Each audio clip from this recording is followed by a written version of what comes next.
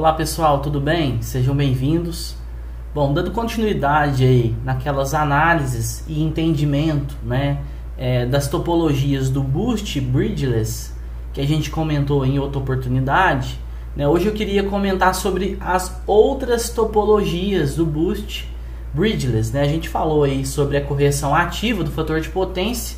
A gente tem aí como o conversor mais comum utilizado para essa tarefa, em fontes de alimentação, em conversores CA/CC, ou o chopper, o conversor boost. Porém, existe a variação do boost chamada de Boost Bridgeless, que é um boost sem aquela ponte de grits, sem a ponte de diodos, o que oferece uma eficiência maior. A gente reduz as perdas.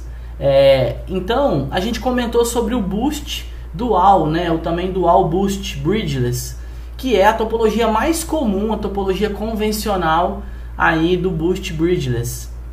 Porém, existem outras topologias e é esse tópico, esse tema que eu quero comentar com vocês, que a gente vai dar uma passada em algumas. Na verdade, eu não vou mostrar todas, mas vou mostrar algumas já trabalhadas na literatura, Já essas topologias que eu vou mostrar, elas já foram estudadas, modeladas e implementadas aí na literatura por colegas aí fazendo pesquisas e desenvolvendo aí soluções para melhorar aí a capacidade de realizar essa tarefa, que é corrigir o fator de potência e diminuir distorção harmônica gerada aí pelos conversores CA/CC. Bom, então vamos lá. A primeira topologia que eu vou comentar é a topologia Bridgeless com duas chaves bidirecionais. Essa topologia ela usa dois elementos a mais.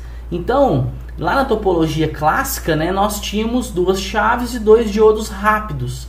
Aqui a gente vai ter duas chaves e quatro diodos fasts, quatro diodos rápidos. O indutor continua na entrada, Só que agora, as minhas chaves, elas são chaves complementares. Lá eu tinha chaves, num exemplo típico é a chave canal N, Nesse caso aqui é o MOSFET, canal N. Aqui, ó, eu tenho o MOSFET canal P. Então, essas chaves aqui, elas têm que ser chaves com polarizações diferentes, Então, primeiro ponto aqui que a gente vai analisar é que a corrente de carga do indutor vai acontecer por essas chaves. Consequentemente, acaba tendo uma desvantagem em relação ao Bridgeless Dual, Porque lá no Bridgeless Dual, nós tínhamos apenas um sinal de controle ligado nas duas chaves ao mesmo tempo. Nesse caso aqui, a gente vai ter que ter dois sinais separados. Um sinal para acionar essa chave e um sinal para acionar essa chave. Não é o mesmo sinal. Bom, fazendo essa análise então, no semiciclo positivo, No semiciclo positivo a gente tem mais e menos. Então o sinal sai aqui, ó, passa pelo indutor, a chave S1 vai ligar, então a corrente vai passar pela chave S1, a chave S2 vai se manter desligada, e a corrente vai circular pelo diodo de corpo da chave S2, fechando o circuito. Pronto. O indutor carregou. Mantendo-se no semiciclo positivo, na descarga, olha que a chave S1 fechar, o indutor vai polarizar o diodo D1. Então a corrente vai sair aqui da fonte, passar pelo indutor, passar pelo diodo D1, repor a energia do capacitor e alimentar a carga. Repor a energia, porque o capacitor ficou fornecendo energia no ciclo de carga do indutor, na entrada, o capacitor que forneceu energia para a carga, e eu vou fechar o circuito pelo diodo D4 aqui. Veja que então eu tenho 6 semicondutores, porém a cada condução eu estou utilizando apenas 2. Veja que numa condução eu usei a chave S1 e o diodo de corpo da chave S2. Na outra condução eu usei o D1 e o D4. Na verdade, nem usei chave. Já no semiciclo negativo, nós vamos ter menos e mais. Vou mudar a cor aqui para ficar mais fácil de visualizar. A gente vai ter, então, na carga do indutor, a corrente vai circular por essa chave, que agora a chave S2 vai ligar. Eu vou polarizar essa chave. A chave S1 vai estar desligada e eu vou passar pelo diodo de corpo, fechando o meu circuito. O indutor carregou. Já no ciclo de descarga, a hora que a chave S2 abrir, o que vai acontecer? Eu vou polarizar o meu diodo D2. Então a corrente vai passar por aqui, passar pelo diodo D2, né? Passar pela carga, alimentar a carga, repor energia no meu capacitor e fechar o circuito pelo diodo agora D3. Veja que eu estou usando apenas dois diodos. Então eu saí daqui, passei por D2, alimentei a carga, retornei por D3, fechando o circuito aqui com o indutor. Então esse ciclo, lembrando, né, a gente está operando em alta frequência, vai se repetir aqui várias vezes dentro de um ciclo do sinal de entrada, da senoide de entrada. Se eu estiver trabalhando com 60 Hz e estiver chaveando a 60 kHz, eu vou fazer esse ciclo 1000 vezes, né, considerando semiciclo positivo e semiciclo negativo, né, dentro desse período do sinal de entrada.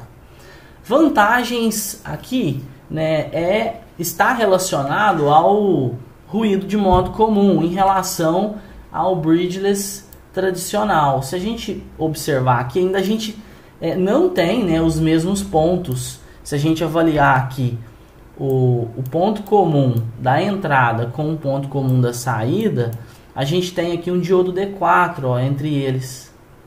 Só que não mais a gente tem uma chave semicondutora chaveando, né? Eu não tenho mais essa chave, né? Eu tenho simplesmente um diodo aqui. Então, bom, se a gente for comparar essa topologia com a topologia clássica, né, a gente usa mais chaves, mais dispositivos semicondutores, né, a gente está usando 2 a mais, só que a gente está conduzindo sempre usando 2, né? A gente está trabalhando com 6 semicondutores, mas está utilizando 2 apenas na condução. Então, essa característica é similar. Porém o número de chaves utilizado é maior, então acaba sendo uma desvantagem, né, em relação a isso. Outra desvantagem que eu vejo é a questão do acionamento, né? Eu não tenho um acionamento único, eu tenho acionamentos separados. Pode ser uma desvantagem. E a questão do ruído em modo comum, que continua existindo, né? A gente tem aqui o ponto comum da entrada diferente do ponto comum de saída. Consequentemente, né, isso acaba sendo uma desvantagem, porque a gente gera um ruído em modo comum. Porque na carga eu carrego por aqui, né, no semiciclo positivo. Na descarga eu descarrego pela carga, né, pela carga de saída aqui, né, pelo meu resistor aqui de saída, e passa pelo diodo D4. Veja que no ciclo de carga do indutor, o diodo D4 vai ficar reverso.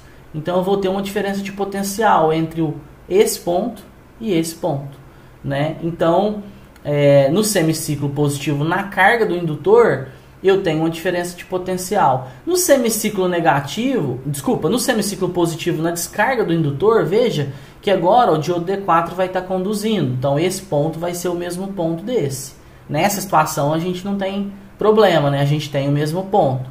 No semiciclo negativo, a carga do indutor vai acontecer por aqui, ó. Veja que eu continuo tendo o diodo D4 polarizado reverso. E no semiciclo negativo, na descarga, né, a gente vai ter uma corrente circulando por aqui e voltando pelo D3. Eu continuo tendo o diodo D4.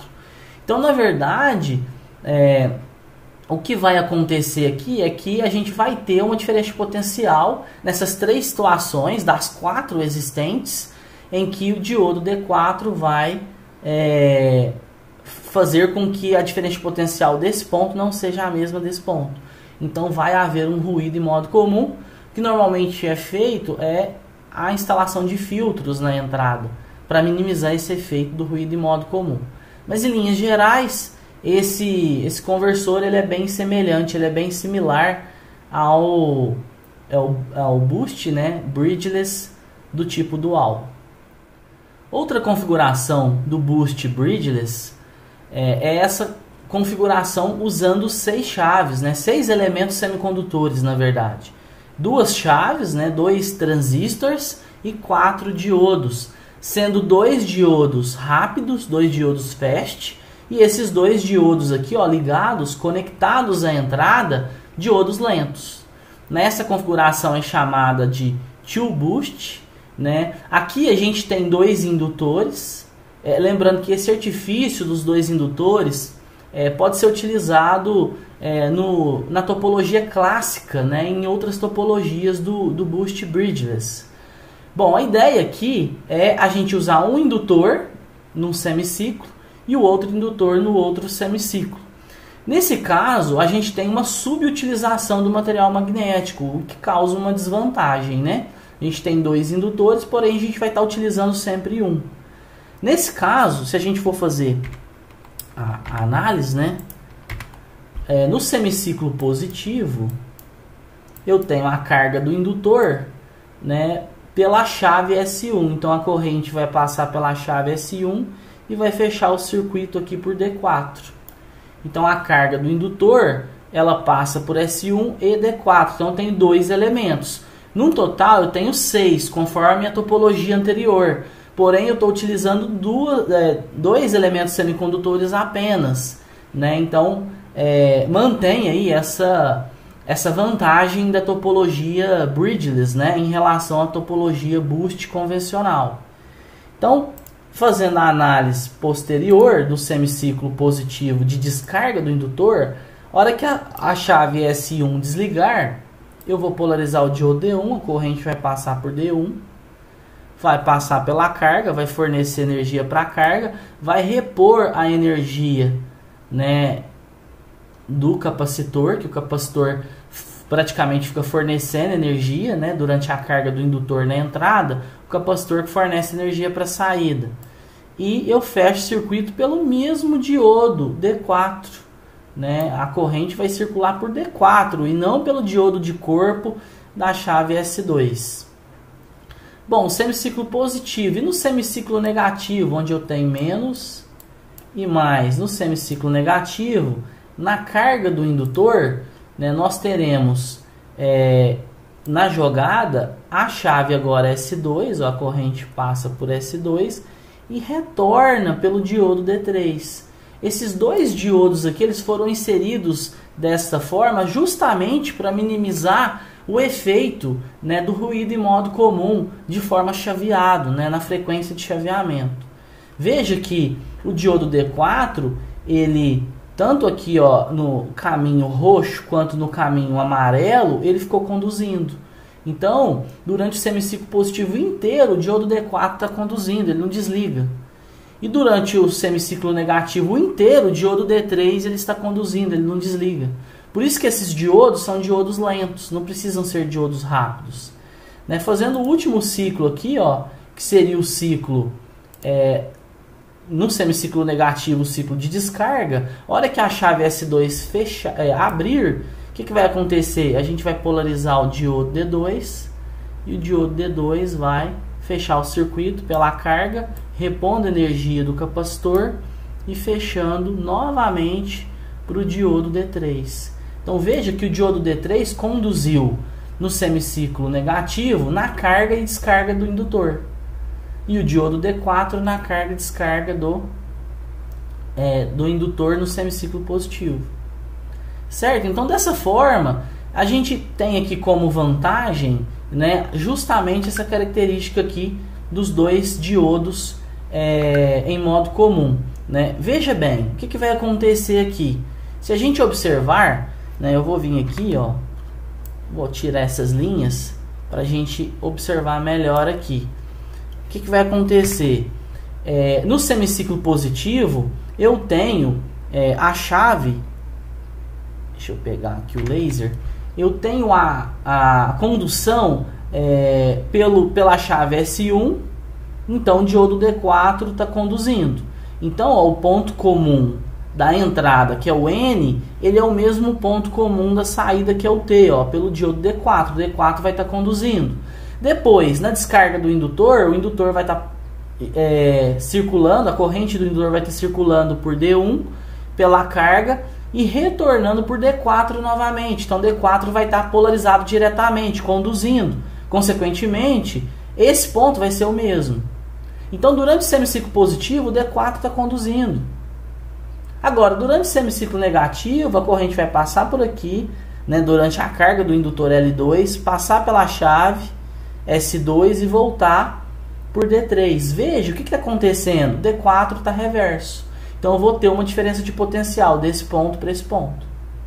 Na descarga do indutor, ó, a corrente vai polarizar, a do indutor L2 vai polarizar D2, passar pela carga e fechar o circuito por D3 novamente. Então o diodo D4 vai continuar polarizado reversamente. Agora, qual que é a vantagem em relação à topologia anterior nesse caso? É que o diodo ele não chaveia. Esse ponto comum durante o semiciclo negativo, ele vai ficar aberto, né? Eu vou ter uma diferença de potencial em cima do diodo. Porém, né, não vai ser, né, uma condição chaveada. Esse chaveamento aqui, ó, de polarizar e despolarizar D4 vai acontecer na frequência da rede e não na frequência de chaveamento das chaves, que é uma frequência muito mais alta. Então, consequentemente, eu vou ter um ruído em modo comum, só que na frequência da rede. Um ruído bem menor, né? Não um ruído em alta frequência. Então, nesse caso, a gente tem um acréscimo de chaves em relação à topologia convencional, que é uma desvantagem, porém a gente tem uma redução do ruído em modo comum. O acionamento das chaves ele pode ser realizado de forma conectada, né? De forma única. Então eu posso jogar um sinal em S1 e S2 ao mesmo tempo. Não vai causar prejuízo nenhum no circuito, por quê? Porque as chaves elas vão estar com polaridades diferentes, né? Mesmo que eu aplique positivo aqui e positivo aqui, apenas uma delas vai conduzir. Um outro ponto importante que vale comentar dessa topologia é que esses indutores eles podem ser montados no mesmo núcleo, né? Isso é feito normalmente com o objetivo de maximizar o fluxo concatenado, né? E isso faz com que a gente tenha um ganho no sentido de ter um componente só, né? E a gente ganha do ponto de vista magnético. Agora a gente tem uma configuração muito similar à do boost bridgeless dual, né? do boost bridgeless clássico.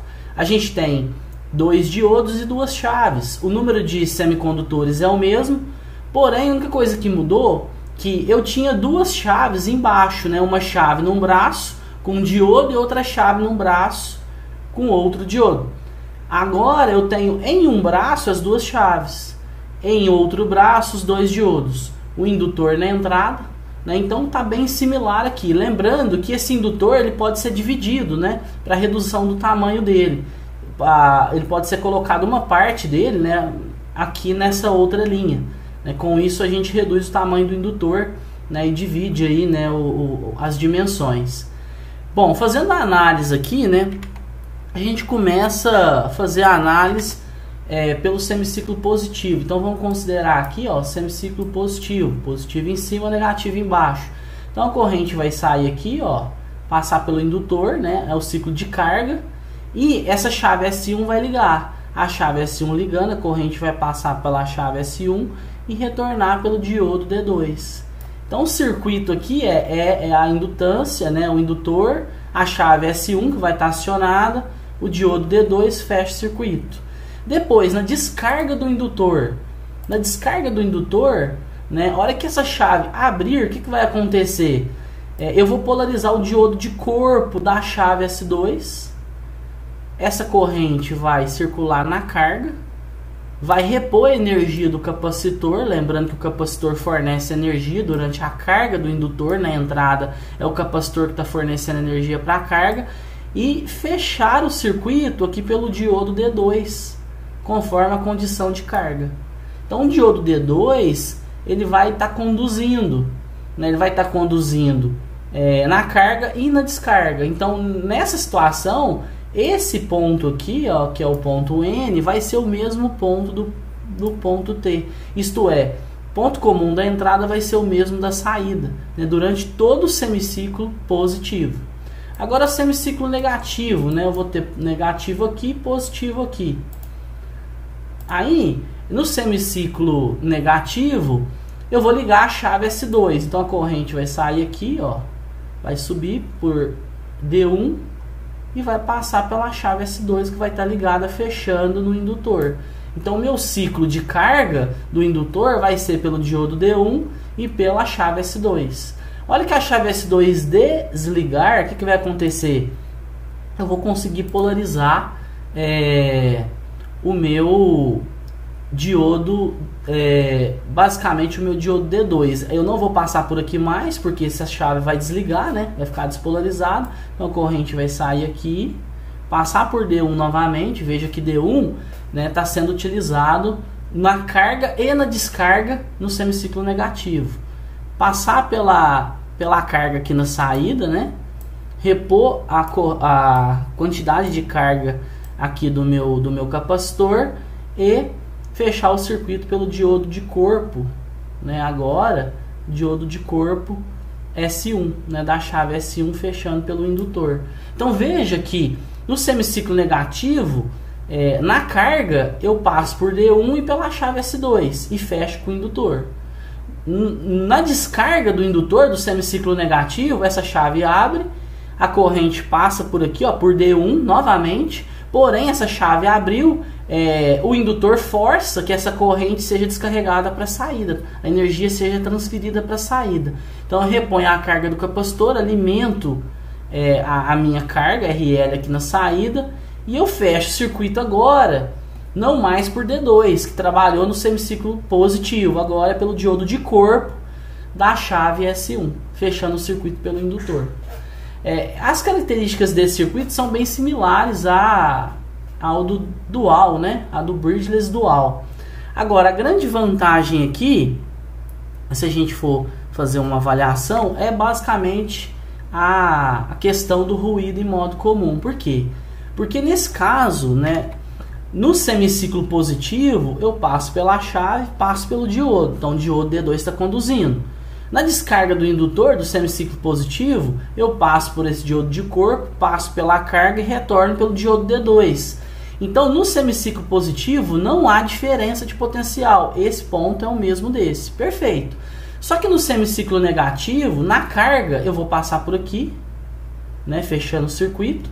Então o diodo D2 vai estar polarizado reversamente. Então eu vou ter uma diferença de potencial aqui.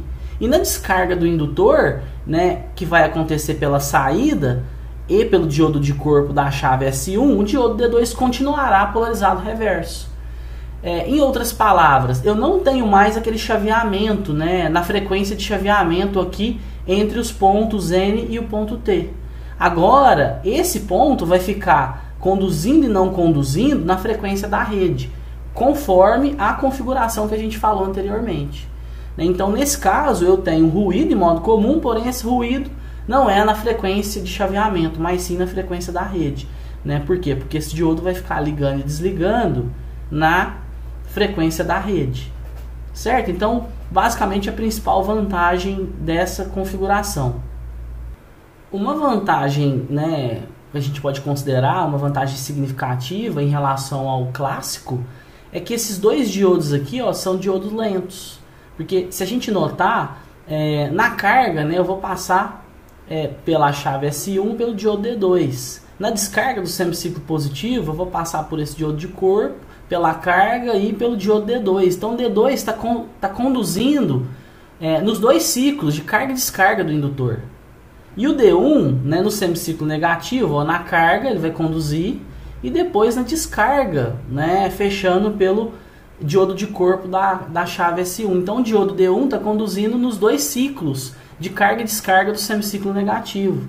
Consequentemente, né, eles ficam conduzindo durante 8,33 milissegundos, né, que seria um semiciclo da rede de 60 Hz de entrada.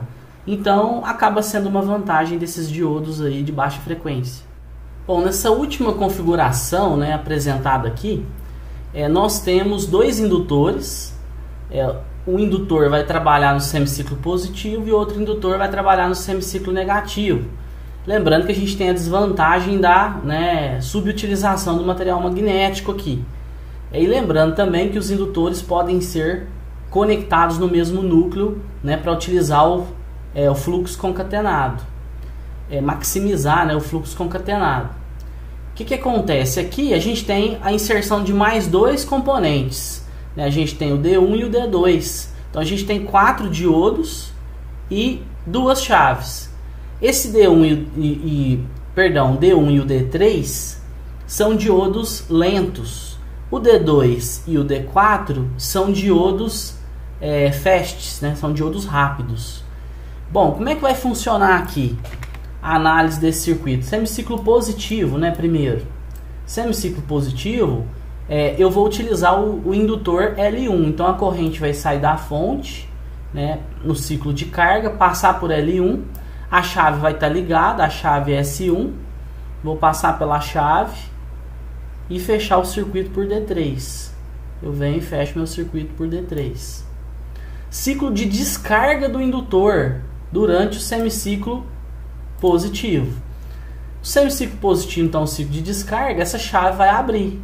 No que essa chave vai abrir, o que vai acontecer? A corrente que estava descendo, ela vai passar por D2, né, polarizar D2, e vai alimentar a saída, né, alimentar a minha carga aqui, ó, passar na saída e repor também, né, a energia que o capacitor forneceu no ciclo anterior, né, no ciclo de carga do indutor.